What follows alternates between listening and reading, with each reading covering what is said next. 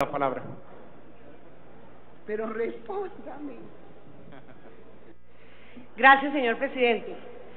Señor presidente, yo quiero iniciar mi intervención retomando las palabras del presidente de la República el pasado miércoles en la noche, el doctor Juan Manuel Santos, cuando en esa locución presidencial le explicaba a los colombianos que una de las razones por las cuales iba a hacer su pronunciamiento era explicarle a los colombianos de la reforma tributaria y desmentir la desinformación que se ha generado en torno a este proyecto. Y quiero llamar la atención de esta plenaria y de todos los colombianos y colombianas que nos están escuchando y viendo sobre la palabra desmentir. Y permítame, señor presidente, antes de dar la argumentación del movimiento político Mira, poner un video en esta pantalla gigante para que sean los colombianos y las colombianas los que juzguen quién le está mintiendo a quién. Porque cuando el presidente de la República habla de desmentir, se infiere claramente que alguien está faltando a la verdad, pero que sean las pruebas, los hechos, las que nos permitan concluir en dónde está la mentira. Por favor, señor presidente.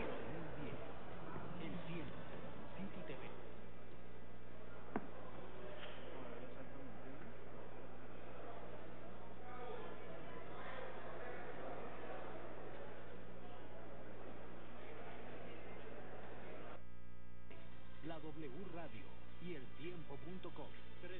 Temas en relación con la reforma tributaria. Tratamiento al IVA, a la renta y al patrimonio. Bueno, primero que todo, el país requiere un esquema tributario que sea amable con el crecimiento y con la generación de empleo. Subir el IVA, subir el impuesto de renta o subir, por ejemplo, el predial, como se ha propuesto, va totalmente en contra del crecimiento y de la generación de empleo, además que mata a la clase media, la saca del ring. El país necesita un esquema tributario que sea que incentive la creación de más empresas que tributen más. Nosotros lo que estamos proponiendo es no hacer reforma tributaria en este momento, porque si la economía sigue como va y va creciendo muy por encima de lo que la gente estaba creyendo que iba a crecer, los recaudos tributarios van a aumentar. Calculamos que en cerca de 1% del Producto Interno Bruto.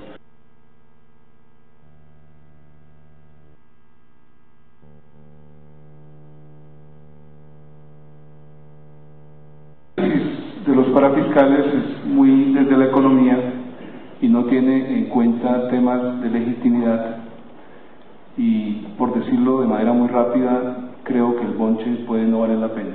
Existe un trabajo académico que habla de 200.000 empleos nuevos si se suprimen los parafiscales del todo, sin reemplazarlos. Si se reemplazan los parafiscales por el impuesto a la renta u otros mecanismos se captan por otro lado, el estimativo es que se pueden ahorrar 20.000 empleos. Pues yo por 20.000 empleos no asumiría toda la trifulca social, toda la gente que respeta las cajas de compensación, toda la gente que está por el SENA. El director del SENA ya ha mandado, apenas se habla de cambiar los parafiscales, se empiezan a circular chismes y rumores, van a acabar con el SENA. Anoche le dije al presidente, no vamos a acabar el SENA, por favor, usted que también tiene canales hacia las campañas, etcétera, por favor, diga que no vamos a acabar. Creo que no se deben desmontar los parafiscales. ¿Por qué? Porque cuando uno hace el costo-beneficio sobre esa decisión, resulta que el beneficio es mucho menor que el costo. El beneficio es, como lo mencionó el profesor Mocus, por una sola vez la creación entre 200 a máximo 300.000 empleos, por una sola vez.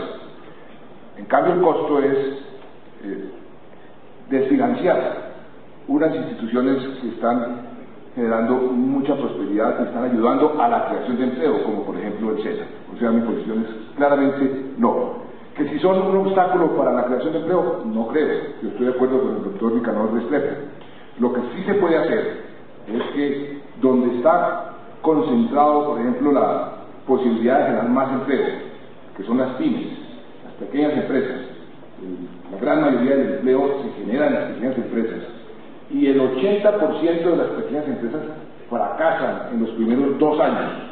Ahí podemos hacer una serie de exenciones y de incentivos, como por ejemplo, que no tengan que pagar los parafiscales o cruzar los parafiscales con el IVA, como lo sugería Antonio Celia, para que esas empresas, que está comprobado que después de 2 años, el tercer año comienzan a volar solas, tengan la posibilidad de nacer, de permanecer y de formalizarse.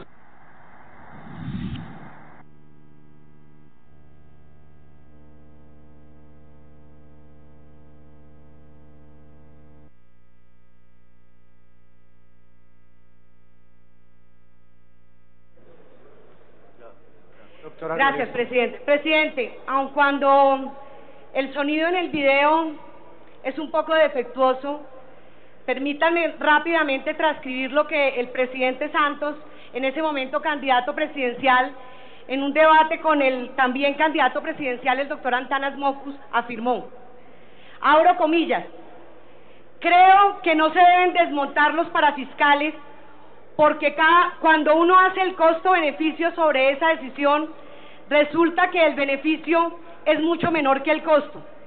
El beneficio es, como lo dijo el profesor Mockus, por una sola vez la creación entre 200, máximo 300.000 empleos. Por una sola vez. En cambio, el costo es desfinanciar unas instituciones que están generando mucha prosperidad, ayudando a la creación de empleo, por ejemplo el SENA, es decir, que mi posición es claramente no. En el video que vimos con el periodista Alberto Casas, el presidente enfáticamente dijo también en su momento no a la reforma tributaria. También, señor presidente,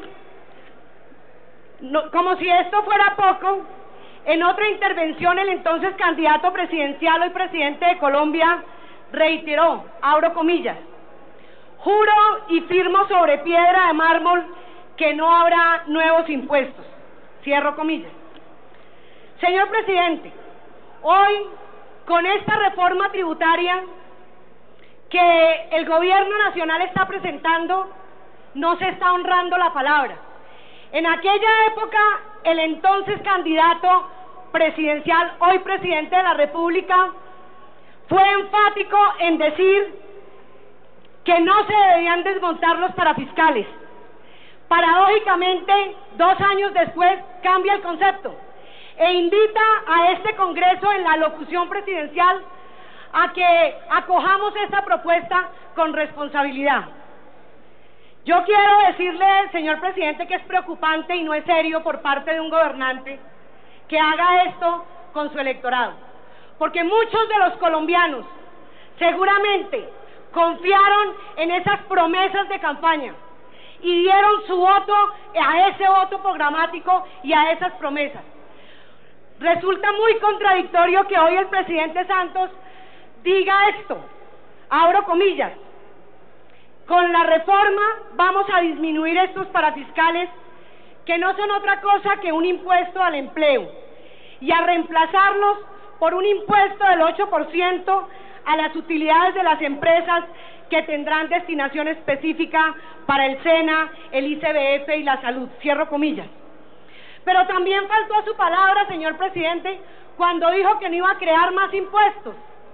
Fíjese, señor presidente y colombianos, que con esta reforma tributaria sí se están creando nuevos impuestos.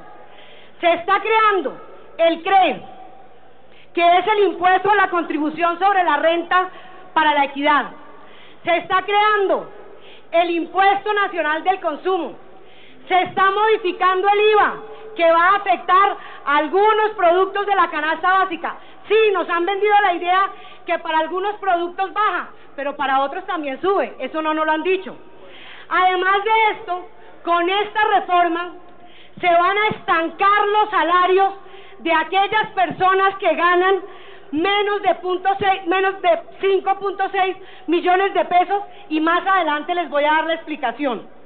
Y como si esto fuera poco, estamos poniendo en riesgo los recursos del sistema de salud del régimen contributivo, los recursos de los jóvenes estudiantes del SENA y los recursos de los menores, de las madres comunitarias y los demás beneficiados del Instituto Colombiano de Bienestar Familiar. Hecha esta importante reflexión, señor presidente y honorables representantes, permítanme entrar a explicar por qué esta reforma no cumple con los objetivos propuestos. También en las palabras del señor presidente, en su alocución presidencial, él fue enfático cuando dijo que esta reforma tributaria tenía los siguientes objetivos, abro comillas: crear más equidad y generar más empleos dignos y estables, así como buscar más igualdad y más oportunidades para los colombianos de menores recursos. Empecemos a hablar del tema de los nuevos empleos. Juzguen los colombianos si con esta reforma es cierto que se van a crear nuevos empleos. El propósito de esta reforma, así lo habló el gobierno nacional, es crear de 400.000 a 1 millón de empleos. Pero esto no sé cómo lo van a hacer. Ya hay estudios, y para nadie es un secreto, estudios de expertos nacionales e internacionales que demuestran que este tipo de medidas no generan nuevo empleo. Por el contrario, hacen crecer las utilidades de los empresarios, pero no contratan a más gente. Pero si este argumento es insuficiente, miremos también lo que dijo el presidente Santos en esa época, candidato presidencial a los colombianos. Hablo comillas frente al tema del empleo. Resulta que el beneficio es mucho menor que el costo. El beneficio es, como lo dijo el profesor Mocus, por una sola vez la creación entre 200, máximo 300.000 empleos. En cambio, el costo es desfinanciar instituciones que están generando mucha prosperidad, ayudando a la creación del empleo, por ejemplo el SENA. No lo estoy diciendo yo, lo dijo el presidente. Si en hace 2 años era imposible, ¿de dónde acá él infiere que se van a poder crear 400.000 a 1 millón de empleos? Pero también tenemos otro argumento que lo han dicho acá y es importante rescatarlo. Está la ley 789 del año 2002, que yo sé que al ministro de Hacienda no la quiere y no quiere que se lo nombren. Yo recuerdo, señor presidente, usted también, en el periodo 2006-2010, creo que fue en el año 2008, esta plenaria hizo un debate frente a esta ley, porque con esta ley se redujeron las horas extras diurnas, las horas extras nocturnas, se recortó la jornada diurna, y el argumento era darle un incentivo a los empleadores para que, quitando esta carga, dieran más empleos. En ese debate, señor presidente, en el año 2008, en esta plenaria, se demostró que eso no se había cumplido. Pero también tenemos una nueva ley, la ley 1429 del 2010, que es la de formalización y generación de empleo. Yo quisiera ver, señor presidente, dónde está la rendición de cuentas de esta ley para la generación de empleo. Ministro y honorables representantes, creo que no está el ministro, le estoy hablando aquí a los colombianos. Como si esto fuera poco, también se lo quiero decir a los ponentes. ¿Por qué hablé de que iba a haber un estancamiento de los salarios para quienes ganan menos de 5.6 millones de pesos? ¿Saben por qué? Porque aquí hay una reforma laboral, quieran o no reconocerlo. Los parafiscales van a empezar a aplicar a los salarios de 5.6 millones de pesos en adelante. ¿Qué es lo que va a pasar? Es algo lógico y muy fácil de deducir, que los empresarios no van a querer incrementar los salarios para que no puedan o no tengan que pagar esos parafiscales. Entonces ahí va a haber un estancamiento para los asalariados en su retribución laboral. Y para rematar de ese argumento de la generación de empleo, permítame, señor presidente, retomar también unas palabras de la señora Contralora General de la República en un informe que rindió frente a este tema. La Contraloría advierte que la generación de nuevos empleos no va a depender de la eliminación de los parafiscales o los empresarios porque concurren otros muchos factores. Hablemos ahora de si la reforma es o no equitativa, que es el segundo gran objetivo, y que sean los colombianos los que juzguen con argumentos. Si lo que se busca con esta reforma tributaria es combatir la inequidad, la pregunta a los ponentes que yo le hago en representación del gobierno acá es ¿por qué esta reforma tributaria no toca o no grava los dividendos? Si queremos una verdadera justicia tributaria en este proyecto, deberíamos estar tocando y gravando los dividendos. ¿Saben qué es lo que pasa? Que resulta que en nuestro país los gerentes de las empresas se ponen salarios bajitos y sobre esos salarios pues lo que tributan es muy poco. ¿Y saben qué es lo que genera más utilidades? Los dividendos, las acciones que tienen, pero esas no están gravadas. Cientos de miles de millones de pesos en utilidades, en acciones, en dividendos están ahí y no están gravadas. Y yo no me estoy refiriendo a los colombianos que tienen acciones de 3 o 4 millones de pesos en Ecopetrol, no, estoy hablando de los grandes accionistas que son socios de sus empresas, pero como gerentes se ponen ingresos bajitos para bajar la tributación. También es importante decirle a los colombianos que si esta reforma realmente estuviera interesada en combatir la inequidad, ¿por qué no en esta reforma se están eliminando las deducciones del impuesto a la renta que pagan por regalías las empresas mineras y de hidrocarburos? Observen este dato.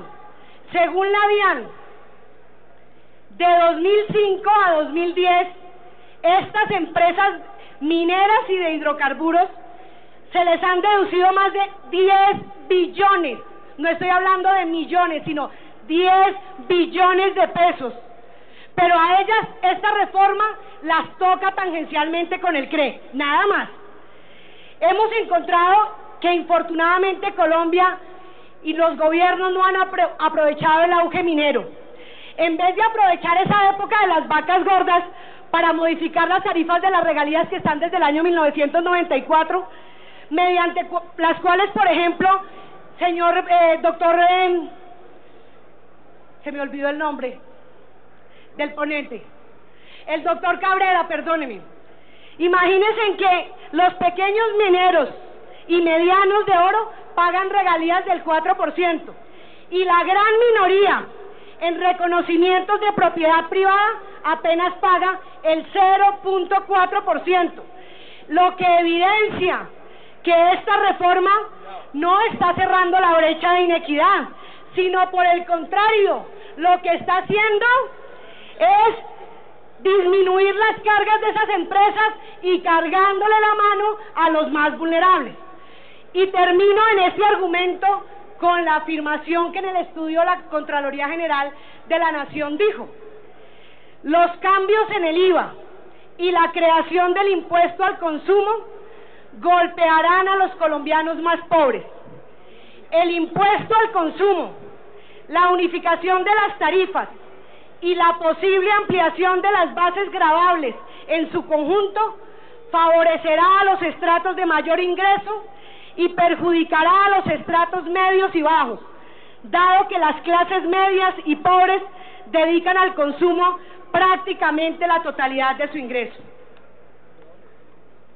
Señor presidente, y permítame ya, casi que en la recta final, sin que esto sea el final, retomar nuevamente las palabras de el señor presidente de la República el pasado miércoles en su alocución presidencial.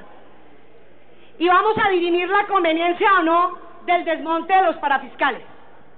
Abro comillas, dijo el presidente Santos: se ha dicho que esta reforma va a debilitar o incluso a acabar a estas dos entidades, refiriéndose al ICBF y al SENA. Mentiras. Es todo lo contrario. Van a salir fortalecidas y les voy a decir por qué. Primero que todo, la fuente del 8% de las utilidades de las empresas que reemplaza a los parafiscales da más plata que los aportes sobre el salario de los trabajadores. O sea, que los ingresos del SENA y el ICBF van a aumentar año tras año en lugar de disminuirse. Pero no solo eso, dijo el presidente. Se introdujo en la reforma una salvaguardia que les garantiza a estas entidades unos recursos mínimos para que sus presupuestos crezcan cada año al menos dos puntos por encima de la inflación. Sobre este punto, escuchemos lo que dijo la Contraloría en su informe. La Contraloría advierte que el reemplazo de los parafiscales para la financiación del ICBF y el SENA dependen, como lo hemos dicho acá, cantidad de veces. Doctora Gloria, para terminar su intervención. Señor, me regalé 5 minutos, en 5 minutos terminó la intervención. 5 o 7 minutos. Es que ese es el tema fundamental, señor presidente. Señor presidente, entonces dice la Contraloría que la financiación de la salud, del SENA y del ICBF va a depender finalmente de las utilidades de las empresas, lo que genera un alto riesgo fiscal. Y aquí yo quiero también hablar de algo que la Contraloría ha dicho y en lo que no hemos encontrado respuestas.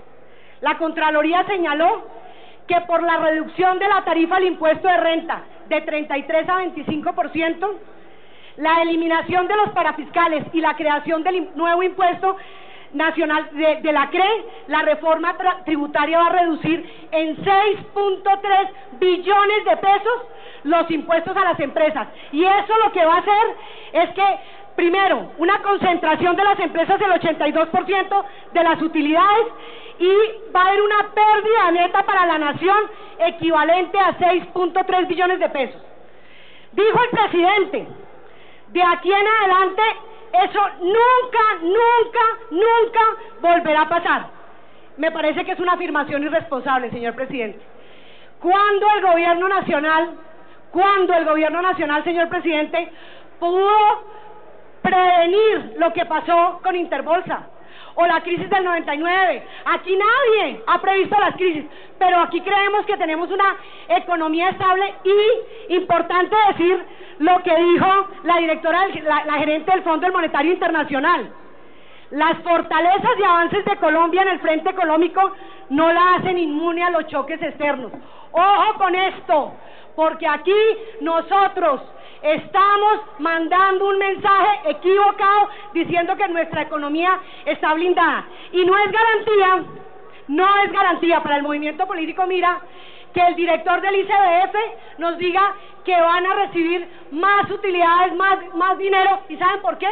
Porque lo que no nos han dicho tampoco, doctor Ángel Custodio Cabrera, es que esa inflación más 2 puntos no va a ser sobre el total del presupuesto que reciba tanto el SENA como el ICBF.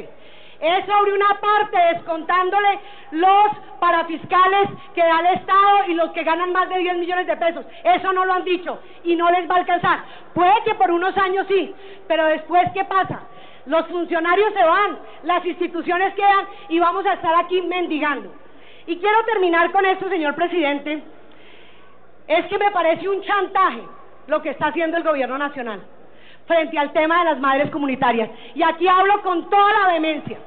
Yo escuché al ministro de Hacienda en la plenaria del Senado hablando de que en las reuniones que habían tenido con los partidos políticos habían llegado a un acuerdo con el partido de la U para garantizar la vinculación contractual de las madres comunitarias. Doctor Ángel Custodio, usted no me deja faltarle a la verdad. Este no es una dádiva ni es un regalo del gobierno nacional, pero tampoco ha sido una lucha solamente del partido de la U.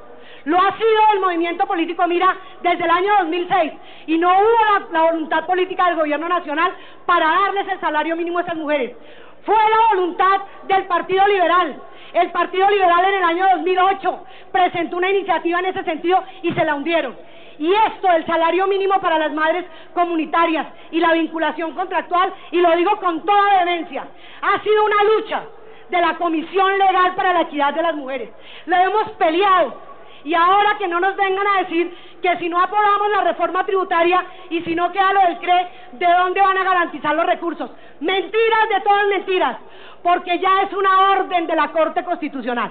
O sea que aquí al ministro de Hacienda le falta contextualizarse, no porque no hayamos...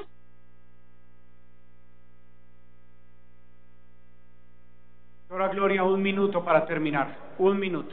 Decía que no porque no hayamos ido a hablar con él puede venir aquí a descalificar nuestra lucha por esas 79.000 madres comunitarias. Y termino, señor presidente, dando la posición del movimiento político Mira en este proyecto de ley. Nosotros, desde el Senado de la República, nuestro presidente, el senador Carlos Alberto Baena, pidió el aplazamiento de esta iniciativa. Es muy poco el tiempo.